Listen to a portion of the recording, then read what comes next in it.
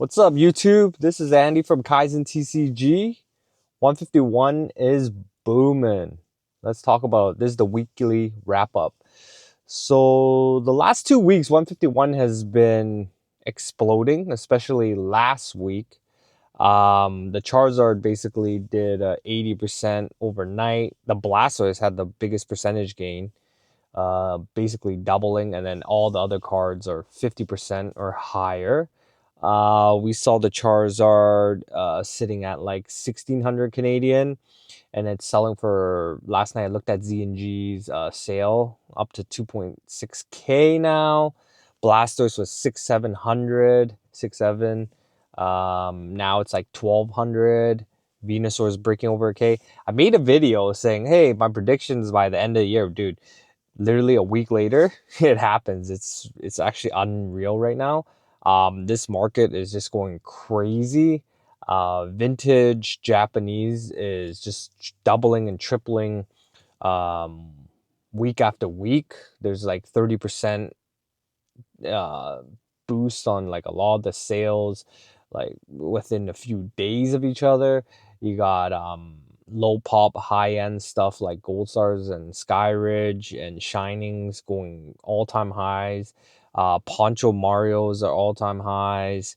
I think it's like 50,000 Canadian. And then you got the other ponchos.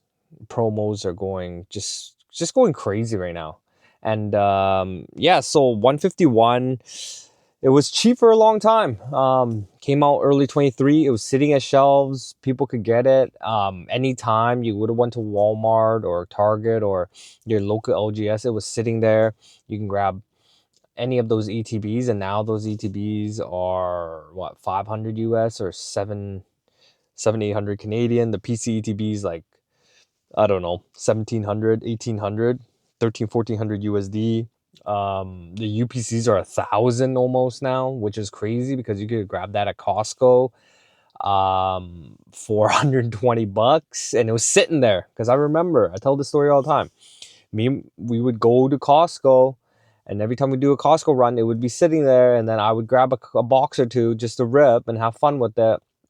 And you thought that time there was no FOMO, and 151 was just plentiful and with no FOMO. And the demand was, it was good demand, but the amount of people that are in now is crazy. And the 151 is a special set just because it's the set that got a lot of people back into the hobby and continues to get people into the hobby. If you're a new collector, that might be one of the sets that kind of get you into. It's the starter. It's the 151 since the base set that they remade, and the artworks are awesome, right? So yeah, I think it's, we're only in March, and the market's roaring after that correction back in November, December. Now we are full steam ahead. Vintage, modern, ultra modern, everything is just going crazy right now. Sealed investments, slabs, and all that type of stuff. So I would also say, with that being said, well, 151 is a goated set. So, I mean, if you don't have positions in them and you haven't collected, it's kind of tough, but there's no better time to get the stuff than present time for new sets, at least. But for 151, I guess just chip away at it. The prices are high. If you have price history, it's going to be hard to stomach to pay these prices to get it. But the cat's out of the bag, and they're not easy to grade either. So the PSA 10s of them, I think, will hold. And the sealed is just gonna go up over time. Bundles, display bundles, all that stuff is crazy. And I would just say, caution against the FOMO a little bit. If it passes you by, there's always new sets that come out, and if there's a correction, and nothing goes up forever, but some stuff will pull back. And if you see 151 for a decent price that's in your price range, your budget, and you see it at the show or something, then pull the trigger if that's something you're chasing for your collection. So 151, crazy. And then the other thing I would want to address with you guys is, like, ever since the rise of Pokemon last year, it's been around for a while, but like last year I've noticed, and then now even this year is the escalating in crime. There's a lot more break-ins, and our local here in Vancouver, there's some big stores that are getting broken into, with bars and security. It didn't matter. They just ripped through the bars and just went in there and grabbed. So it's a really unfortunate. It's sad, to be honest. But with money, a lot of money in this stuff comes a lot of greed. So I implore you guys to be just be mindful, and especially doing deals. I had a friend, and she did some deals, and then these kids stole some stuff from her, and it seems like there's a lot of theft going on, especially at the shows as well. So if you're doing Pokemon as a if you're shipping a lot of stuff out, get a PO box. If you're doing it as a business, you definitely need to get a PO box. And then if you're meeting people, um ideally meet them in the middle somewhere, like at a mall, or obviously if it's a bigger deal, at a bank, or ideally a police station. That would be probably your safest bet. But meet in a public, safe area. And if you can have a family member, a friend, a partner go with you if you're doing the deal as well, just to be safe. There's that. Vet their profile, see if they had many sales, and then also if you see kind of like the price is too good to be true, chances are it is. And it's either going to be, it could be stolen goods, it could be fake. A lot of the stores are dealing with that headache as well, because you have people come to the store and they're selling their collection off, which was stolen. So there's that side of it, and it comes as part of the territory. But prevent things by definitely just be smart about it. There's been cases of people getting pepper sprayed, meeting people at night, and then two guys pepper sprayed and stole a card from another vendor that I know. And they're taking big cards, right? So if you're doing big deals, you gotta pick a good spot. And if they don't want to go um to that spot or do that deal, then just let it go, because it's not worth it. It's not worth the headache. It's not worth losing, getting hurt or losing your cards over that. You can also bring it to a show and do it at a safe area like a vending show, just because they're less likely to do anything like that inside the venue. And yeah, just be smart out there.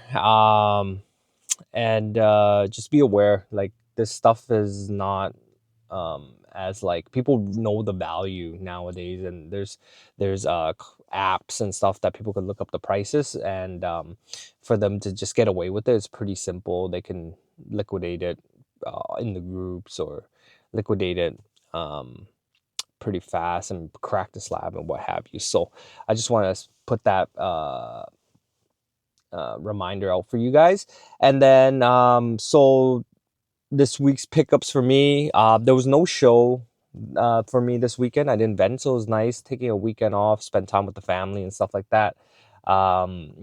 This upcoming week we are back at it. We'll be at UBC on Saturday, and then we'll be doing the toy and comic show at Peony on Sunday. And yeah, so I sold some stuff. I sold the Greninja. I sold a Kingdra Greninja from Twilight. Beautiful card. I think that card might get a nice bump up as Chaos Rising enters, even though Perfect Order isn't even out yet. That's coming out later this month.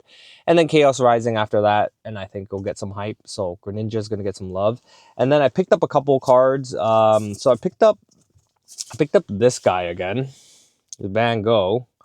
So I traded, I don't know if you guys remember, but I traded it off last show, and or 2 shows ago. And then the Charizard that I got in there went up in price. So it went up in price, and so I went to a local card shop here, and they had one. And I don't know if you guys are aware of the meme strategies. Look it up. So basically, it's a investment fund that is targeting Van Goghs, PSA 10 specifically, and they're all trying to get a large position in it.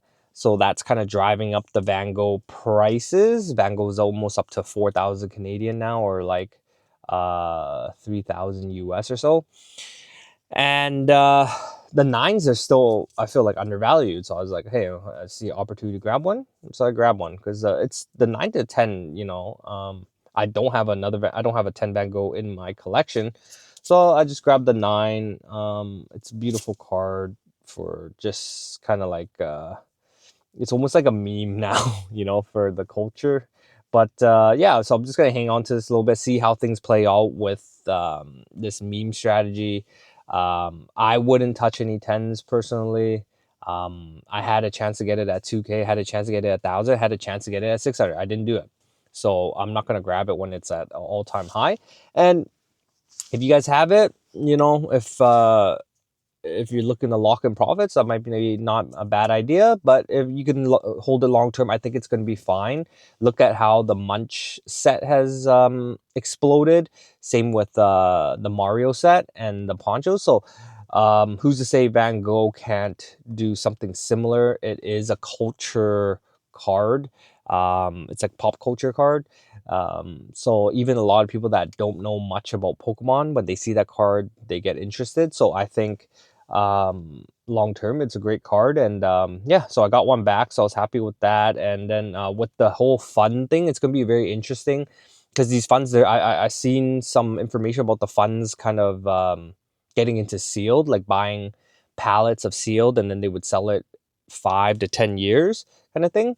But with cards specifically, this is going to really pump a certain card. We give it stability, I guess, and we'll see how that goes with meme strategy. I'll be paying close attention because once big money comes into this hobby, it's going to change it, and it already has, right? So yeah, so there was that happened this week as well. And then there was another pickup I had. I picked up this a Munch EV. Got this in a local deal with a buddy. So happy to grab this one. I was gonna grab this in a PSA 10 and then it ran up. So it's sitting around like 8,000 Canadian, 8 or 9. So it's like 6 or 7, like 6K USD or so. And it's probably gonna break 10 at this point. It's so the Mimikyu is at like 20 something, like almost 30K.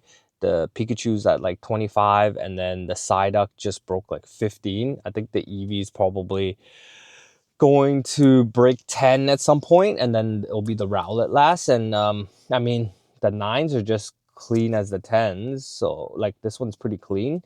Like, so, and they're way less price, like they're 5 to 10x under the 10 price. So I figure, having a 9 for the inventory won't be a bad thing. And then some people could trade into it. I got some good trades, good trade bait, I guess, for this card. So that's what I'm hoping with that Eevee. And yeah, so that was kind of my pickups this week. Didn't go too crazy. Usually pick up more at the shows. And there's a lot of stuff out there, but everything's like really high price right now. So I'm just trying to pick and choose deals and find things that I think is cool and unique. So when I vend, I'm a little bit different than most vendors, just not having modern stuff. And yeah, so that's kind of how it went last week. And then this upcoming week, yeah, just have a couple of shows and curious to see how the market goes. We're rolling right now. Everything's just going crazy day by day. Just take it day by day with how crazy this bull market is. I hope everyone stays safe out there. Drop in the comments below. Are you picking up anything? What do you think about the meme strategy?